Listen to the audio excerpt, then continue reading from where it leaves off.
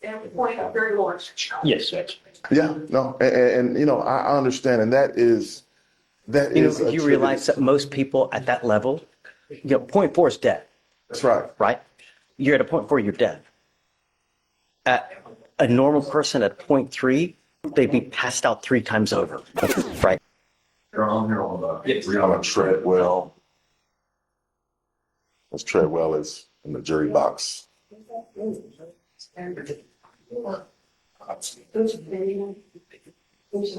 a few things to address, Your Honor. There is a bond violation currently right now, and we of course want to address that. I believe it occurred on the 19th of January. Her being, I think, either 14 or 17 minutes late, I guess the curfew. And so when I spoke with my client on this, she explained it as far as what the situation was. This was the Friday right before the big snow, and everyone was going crazy. Of course, we all anticipated like it was going to be the last freeze. So she went to the store to be able to get supplies and load up on all of the necessaries, as everyone felt they should. And of course, the stores are crowded. Traffic is everywhere. Prior to going to the store, my client took her 3-year-old daughter to her 70-year-old aunt's house. And the reason being is because, one, her daughter is special needs and she just does not do well in a social setting. And recognizing that it was just craziness, she had to take her there first. Lines along, everything, once she leaves the store, it's apparent that, she very well may not be able to make curfew, but she did have to go get her daughter. So we only have the one violation at 7:15. That's correct. Is that it? That's it. Okay. Come up, Mr. Treadwell. Ma'am, it's not the end of the world. I get it. But bond conditions are bond conditions, and you have 2 open DWIs, and you must understand that you and I are operating under strict compliance. And we'll give you a pass now. It's not going to happen again, though. Do you understand? Okay. All right, counsel. Other matter, Your Honor, we did also want to approach on the court's consideration, or more so reconsideration, of the recommendation for inpatient treatment. Now, we visited this previously. Correct. And every time I deviate from said thing, we end up regretting it. And 10 times over. So you shared that with us last time. I do understand that. I at least want to do my client a little justice and at least give him some reasoning behind why we believe outpatient would be a little more appropriate. So the first thing is my client, she has been sober for 103 days.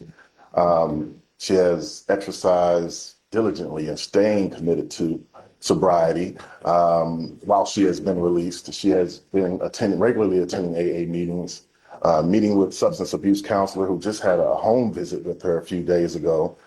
She has obtained her health insurance, which was previously lost due to the loss in employment, but now she can further recovery by taking advantage of the psychiatric care, therapy, and whatnot.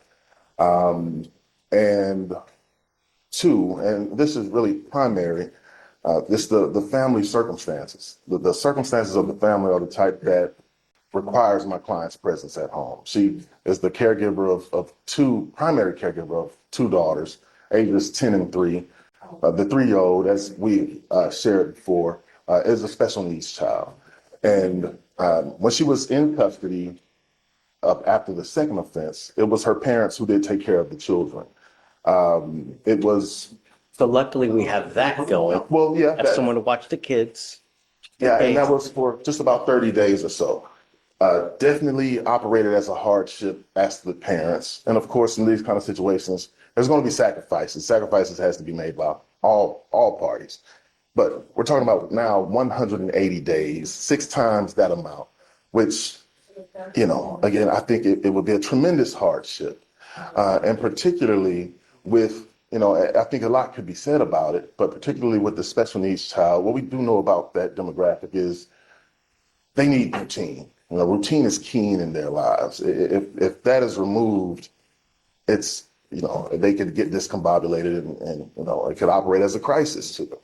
So what we do know is if she does have to go to this outpatient program, home is no longer going to be there. They're going to have to move with whomever. You say she doesn't have health insurance?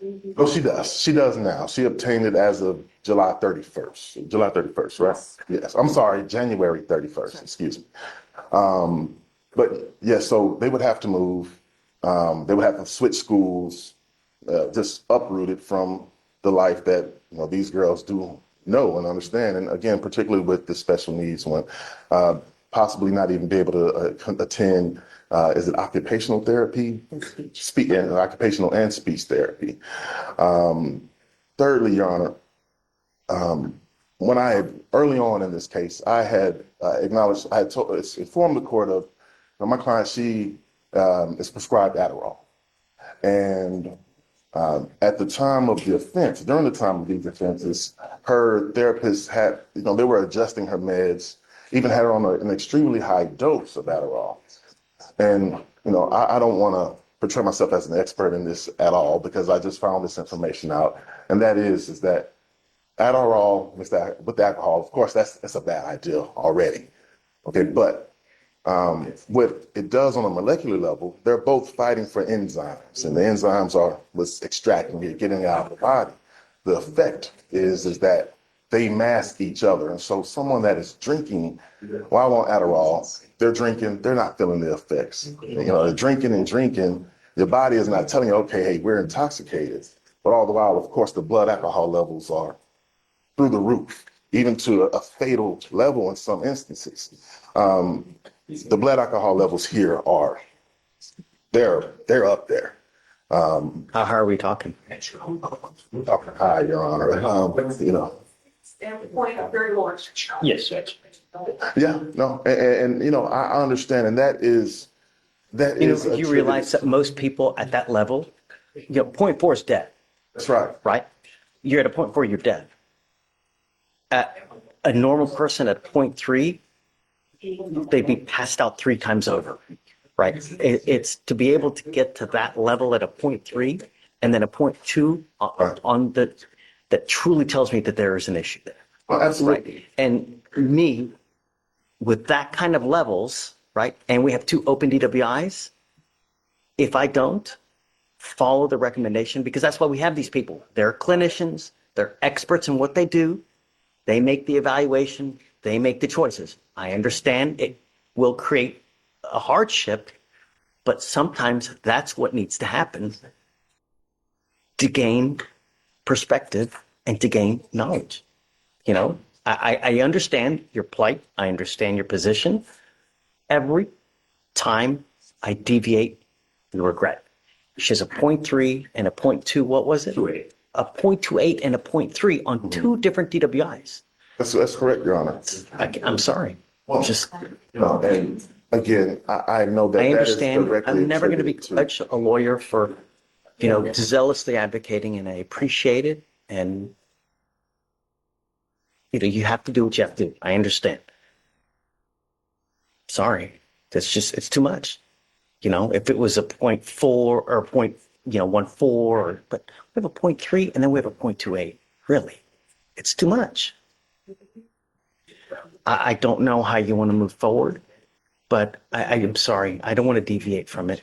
We can give you time to make arrangements, but I think that that's the appropriate course of action. I'm sorry, Ms. Treadwell, because there are consequences to actions, right? And I know that it's going to be hard, but I think it's going to be all for the better. Your Honor, I absolutely agree that when we're talking about treatment, who can speak against that? And I do understand that. And we're giving it to you for free. The video begins with the judge expressing clear frustration over the delays and procedural issues in the case. He questions why the parties are spending so much time going back and forth, emphasizing that he has other cases to handle. The judge sets the tone by stating he will proceed with his original plan, indicating his impatience with the ongoing arguments. The case J Group Holdings versus Stanfield, is called And the Defendant Greets the Court. The judge immediately points out that the defendant's interpretation of the case is unclear, highlighting the confusion surrounding the pleadings and documents. This sets the stage for a contentious hearing, with the judge already appearing skeptical of the defendant's actions. You get out there, you're going to have to pay for it on your own. You're going to end up thousands and thousands of dollars to pay for it. I can't pay for treatment on the outside.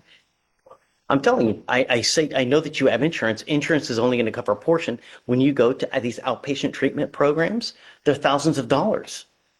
Your Honor, there is also the KEYS program and the Access program that, and I really. She's a 0.31 and a 0.28. Really. That needs a lot. That's why they recommended it. And I'm sorry, but, I wish I could make a different decision, but sometimes we have to make tough decisions as well, and I'm sorry, Ms. Treadwell, but, I will give you as much time as you need to make arrangements, but I truly think that that's the best and appropriate course of action. Okay. How much time? I mean, your first case is your second case is 104 days. The first case is 153 days. So you've got some time, but I mean, we're running up against it. I'll give you another 30-day setting. But that's it. Your Honor, would we bid in 45 days? Because there's going to have to be some major movement that is done on her end to even try to get someone and make arrangements for the I will give it to you, but that's it. I mean, really, I get it. at the next setting, it's player trial. I'm not going to play this game. I will give you the 45 days, but everything needs to be done by that time. Okay? Yeah. All right. Sorry, sir. Please.